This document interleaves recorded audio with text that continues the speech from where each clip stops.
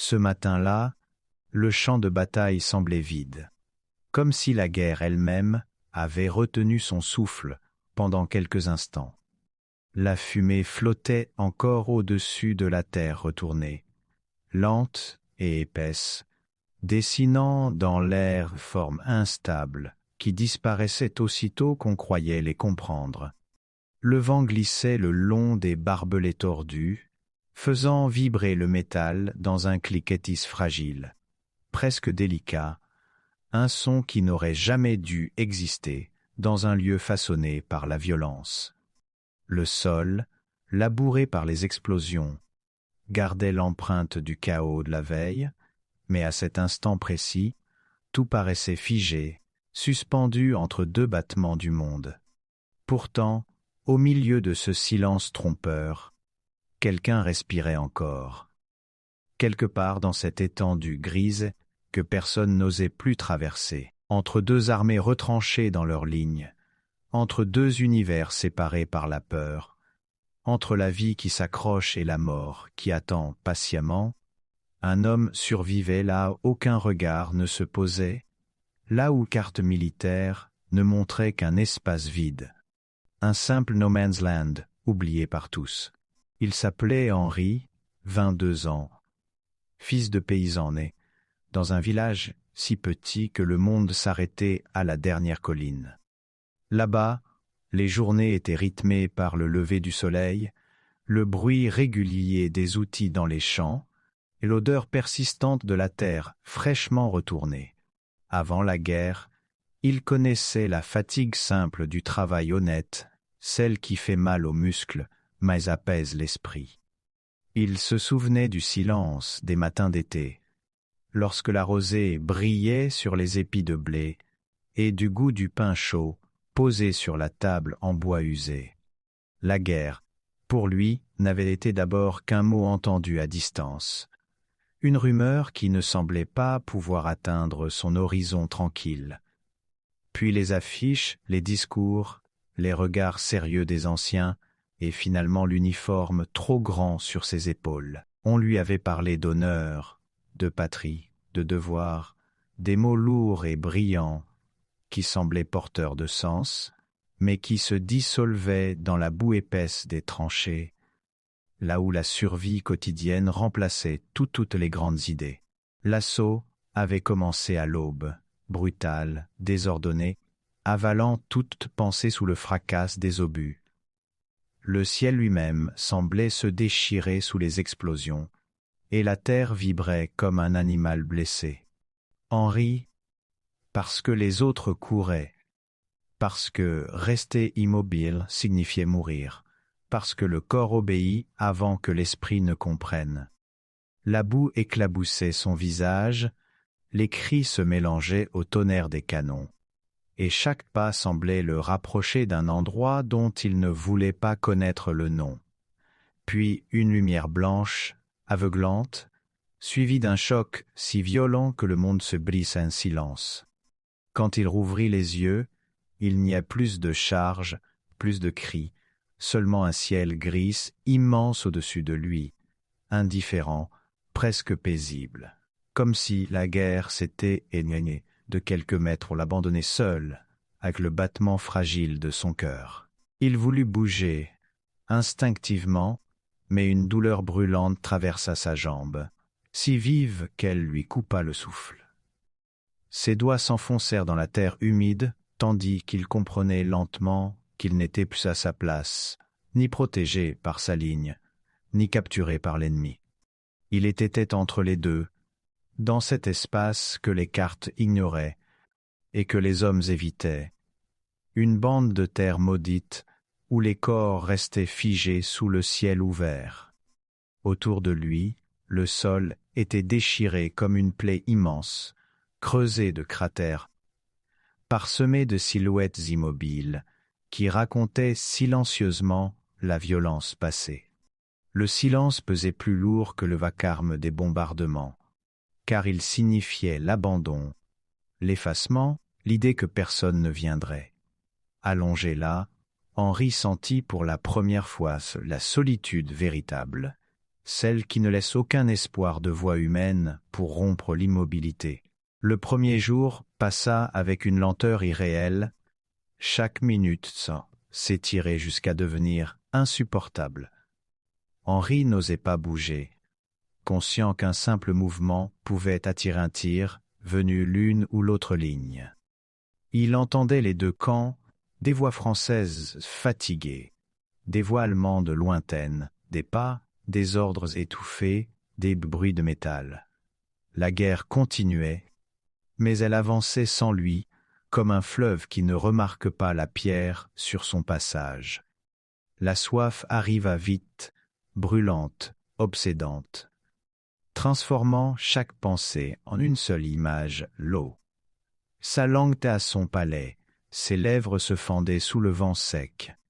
À quelques mètres, une flaque d'eau stagnait au fond d'un cratère, sombre et immobile, promesse de survie et menace de mort, car le jour, s'y rendre aurait été se livrer à tous les regards. La nuit tomba enfin, apportant avec elle un froid qui pénétrait les os.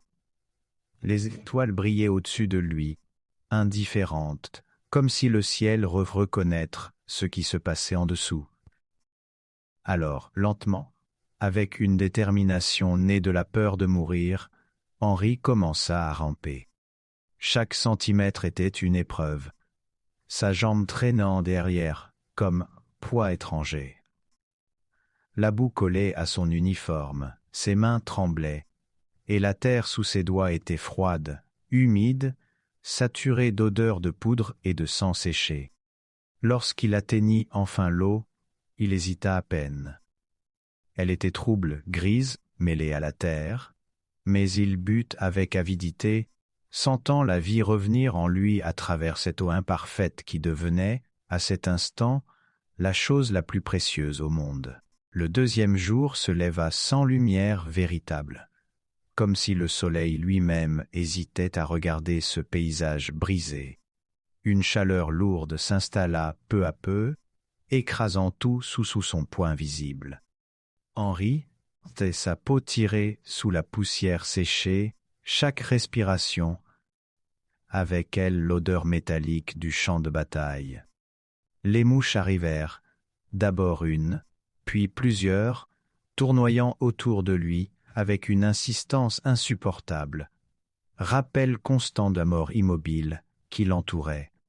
Il comprit qu'il partageait cet espace avec d'autres corps, silhouettes figées dans une position qui parlait de peur, de fuite interrompue, de gestes restés inachevés. À un moment, des soldats ennemis avancèrent prudemment entre les cratères, leur voix calme contrastant avec l'horreur silencieuse du lieu. Henri ralentit sa respiration jusqu'à la rendre presque imperceptible, laissa son regard se perdre dans le vide, abandonnant toute expression humaine. Il devint un fragment du paysage, un morceau de terre couvert d'uniformes, et les hommes passèrent sans le voir, leurs pas s'éloignant peu à peu jusqu'à redevenir un simple souvenir sonore. Le troisième jour, la faim se joignit à la soif et à la douleur, une présence sourde qui grignotait ses forces avec patience. Chaque mouvement de son corps semblait réclamer une énergie qu'il ne possédait plus. En fouillant sa poche avec des doigts engourdis, il trouva un petit morceau de pain durci, oublié là depuis l'assaut. Il le porta à sa bouche comme un trésor fragile, le laissant ramollir lentement entre sa langue sèche.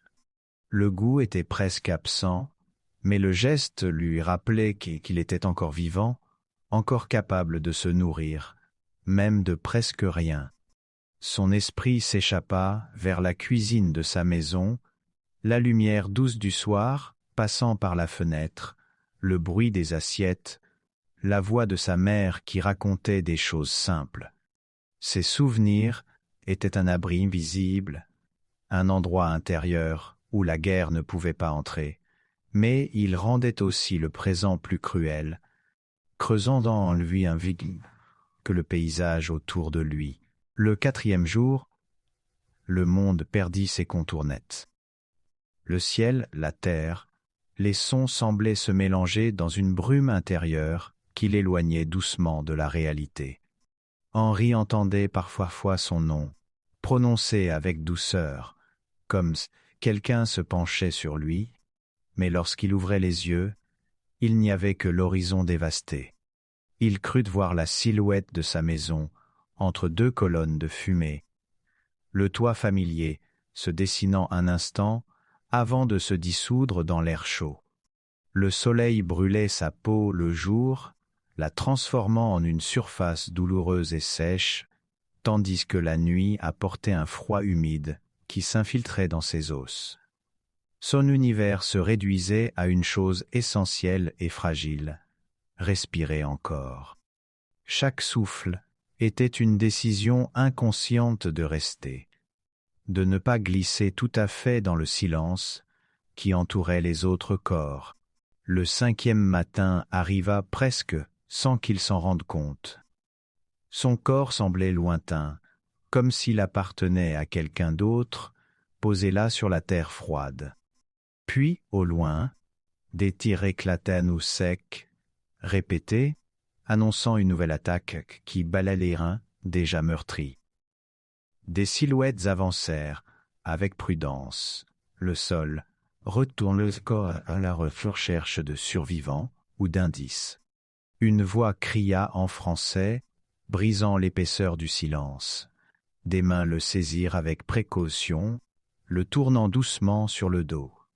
Quelqu'un s'exclama qu'il respirait encore, avec une surprise presque incrédule.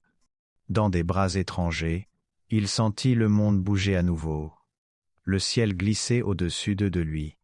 Il avait survécu là où personne n'était censé survivre, entre deux lignes ennemies, dans cet espace oublié de tous. Son histoire ne serait peut-être jamais écrite dans les livres, mais elle resterait gravée dans ce lieu invisible où la vie avait refusé, obstinément, de s'éteindre.